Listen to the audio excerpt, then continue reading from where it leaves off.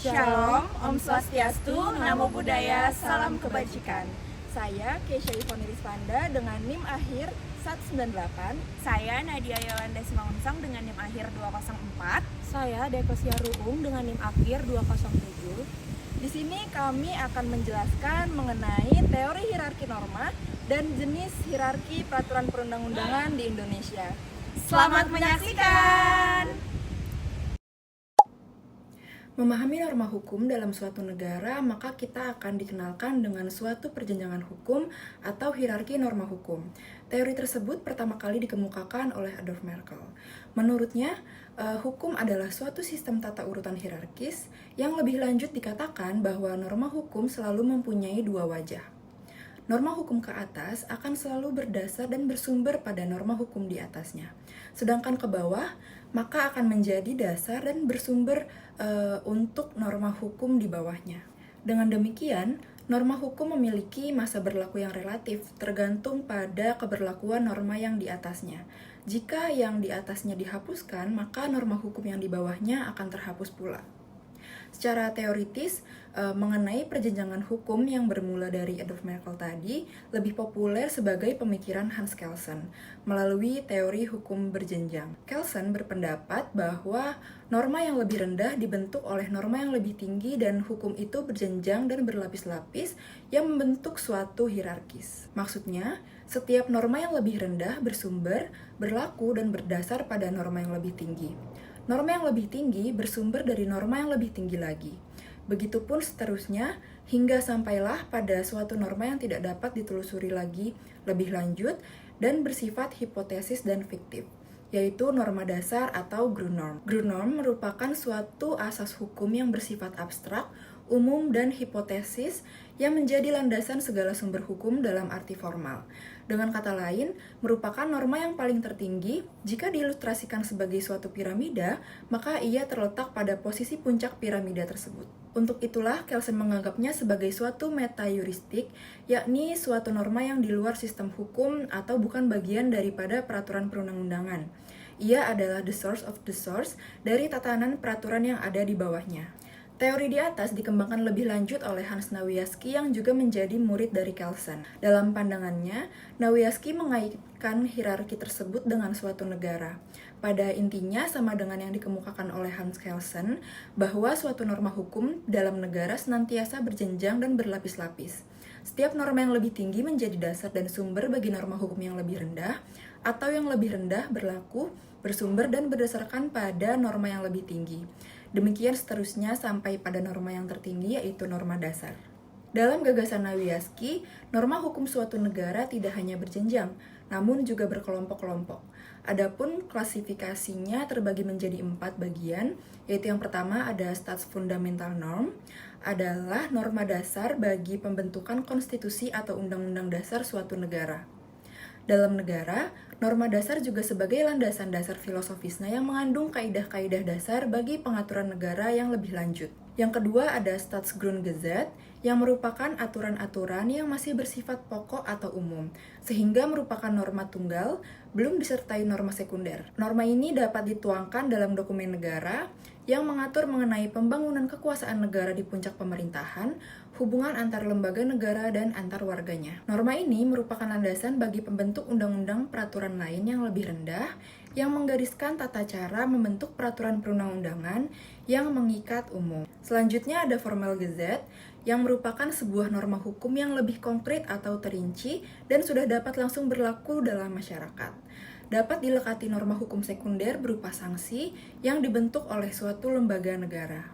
Yang terakhir ada Verordnung en Autonomsatzung, peraturan yang terletak di bawah undang-undang, berfungsi menyelenggarakan undang-undang, yaitu peraturan pelaksanaan bersumber dari kewenangan delegasi, sedangkan peraturan otonom bersumber dari kewenangan atribusi. Tata norma hukum Indonesia berdasarkan teori Hans Nawiaski yaitu ada Pancasila sebagai norma fundamental negara atau Staatsfundamental Norm, kemudian batang tubuh Undang-Undang Dasar 1945, serta hukum dasar tidak tertulis sebagai aturan dasar negara atau Staatsgrundgesetz, lalu undang-undang sebagai undang-undang formal atau Formal Gazette, kemudian ada PP dan peraturan pelaksana dan peraturan otonom lainnya sebagai aturan pelaksana dan aturan otonom atau Verordnung en Autonomsatzung.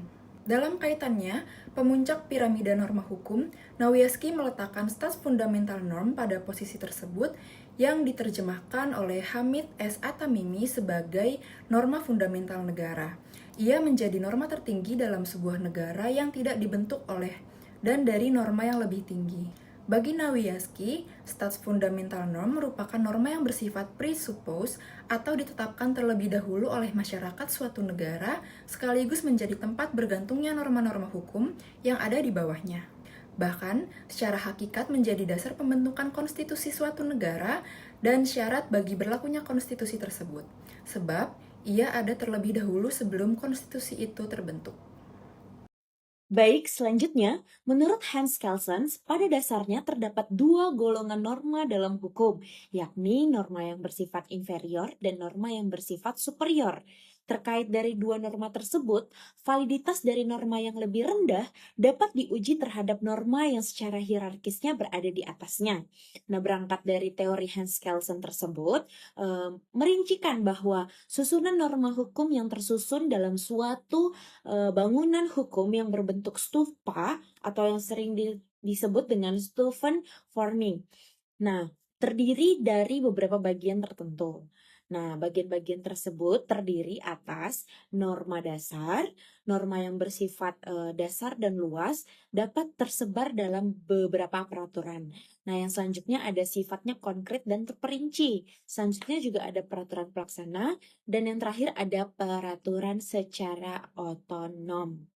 Lalu, hierarki peraturan perundang-undangan di Indonesia. Nah, peraturan perundang-undangan di Indonesia juga mengenal hierarki. Ketentuan dalam pasal 7 ayat 1 Undang-Undang Nomor 12 Tahun 2011 menerangkan bahwa jenis dan hierarki peraturan perundang-undangan di Indonesia terdiri atas yang pertama ada Undang-Undang Dasar Negara Republik Indonesia tahun 1945. Yang kedua ada Ketetapan Majelis Permusyawaratan Rakyat, dan yang ketiga ada Undang-Undang Peraturan Pemerintah Pengganti Undang-Undang. Yang keempat ada Peraturan Pemerintah, yang kelima ada Peraturan Presiden, yang selanjutnya ada Peraturan Daerah Provinsi, dan yang terakhir ada Peraturan Daerah Kabupaten atau Kota. Nah, berdasarkan ketentuan tersebut, dapat diketahui bahwa hierarki peraturan perundang-undangan di Indonesia yang paling tinggi adalah Undang-Undang Dasar 1945. Nah, kemudian penting untuk kita ketahui juga bahwa kekuatan hukum peraturan perundang-undangan yang disebutkan berlaku sesuai dengan hierarkinya, dan peraturan perundang-undangan yang lebih rendah tidak boleh bertentangan dengan peraturan perundang-undangan yang hierarkinya berada di atas atau peraturan perundang-undangan yang lebih tinggi.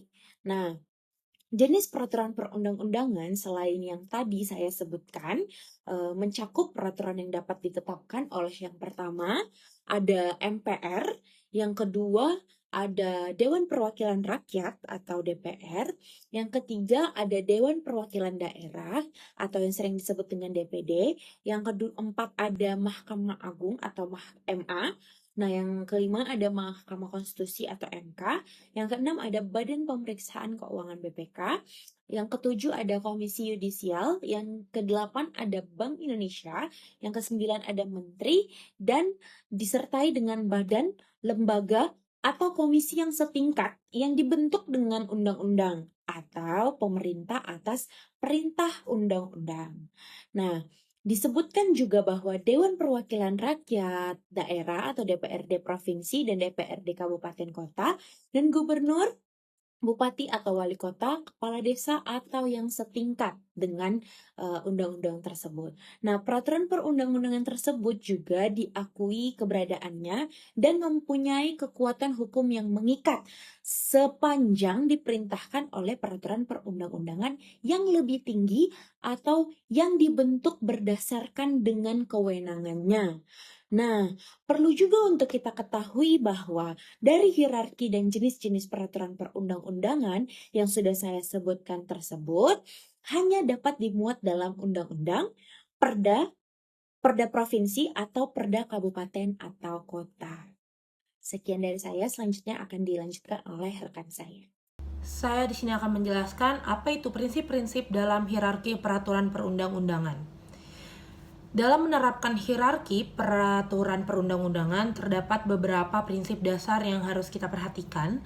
Prinsip-prinsip ini membantu menjaga keselarasan dan konsistensi antara peraturan. Berikut ada 5 prinsip utama dalam hierarki peraturan perundang-undangan. Yang pertama ada prinsip lex superior derogat legi inferiori.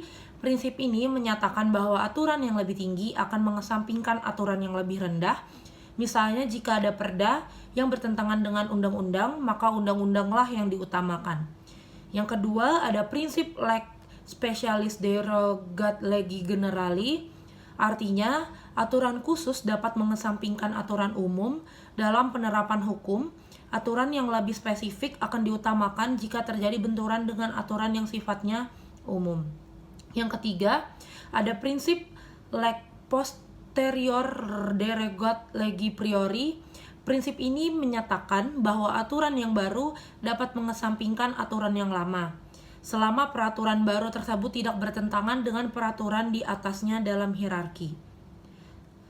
Lalu prinsip yang keempat ada prinsip keterpaduan dan konsistensi. Semua peraturan harus bersifat terpadu dan konsisten antar satu dengan lainnya. Prinsip ini menjaga agar tidak ada pertentangan antar peraturan sehingga dapat memberikan kepastian hukum bagi masyarakat. Dan yang terakhir ada prinsip kejelasan hukum. Setiap peraturan harus dibuat dengan bahasa yang jelas dan dapat dipahami oleh masyarakat. Ini penting agar tidak ada kebingungan dalam menerapkan aturan di masyarakat. Dalam hierarki peraturan perundang-undangan di Indonesia, memainkan peran penting dalam menjaga kejelasan, keterpaduan, dan kepastian hukum. Dengan adanya hierarki ini, masyarakat dan pihak terkait dapat memahami urutan kekuatan hukum setiap peraturan, memastikan bahwa aturan-aturan yang lebih rendah tidak bertentangan dengan aturan yang lebih tinggi. Jadi hal ini juga dapat membantu menciptakan harmonisasi di antara peraturan-peraturan yang ada, sehingga hukum dapat diterapkan dengan lebih efektif dan konsisten.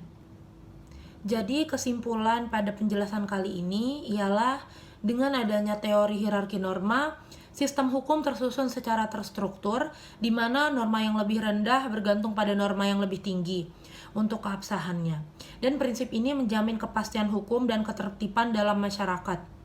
Di Indonesia sendiri, hierarki peraturan perundang-undangan dimulai dari Undang-Undang 1945 sebagai sumber hukum tertinggi, diikuti oleh ketetapan MPR, Undang-Undang Peraturan Pemerintah, Peraturan Presiden hingga peraturan daerah, baik di tingkat provinsi maupun kabupaten atau kota. Masing-masing peraturan memiliki peran dan kekuatan hukum yang berbeda, dengan prinsip lex superior derogat legi inferiori yang mengatur bahwa peraturan yang lebih tinggi mengesampingkan yang lebih rendah.